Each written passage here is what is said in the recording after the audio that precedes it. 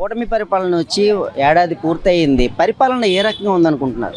Last 5 years YCP ప్రభుత్వంలో ఒక్క student కూడా ఒక్క జాబ్ కూడా లేదు. లోకేష్ గారు అనేది విద్యాశాఖని ఆ లెవెల్ తీసుకెళ్తున్నారు. నెక్స్ట్ రేపు జూన్ 6వ తారీఖున డిఎస్సి నోటిఫికేషన్. మనకు కావాల్సింది ఏంటి? ప్రతి కుటుంబానికి 18,000, 6,000, 5,000 కాదు, ప్రతి కుటుంబానికి ఒక జాబ్.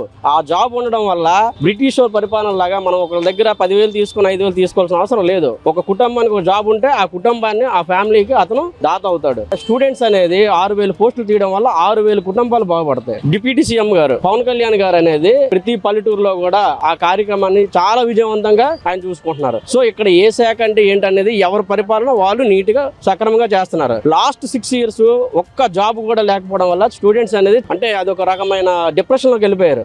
రాగానే 1 year లోపు ఒక కానిస్టేబుల్ నోటిఫికేషన్ కానీ, ఒక డిఎస్సి నోటిఫికేషన్ కానీ, సో చదువుకున్న పిల్లలందరూ హ్యాపీగా ఉన్నారు. సెకండ్ థింగ్ ఏంటంటే ప్రతి ఫ్యామిలీ కూడా ఒక ఇంటికి జాబ్ వచ్చినా హ్యాపీగా ఫీల్ అవుతారు. సో కూటమి ప్రభుత్వంలో ఎప్పుడు కూడా చంద్రబాబు నాయుడు గారి వల్ల కానీ, నారా లోకేష్ వల్ల కానీ, పవన్ కళ్యాణ్ వల్ల నెక్స్ట్ 30 years అనేది కంపల్సరీగా ఈ ప్రభుత్వం నడుస్తుంది.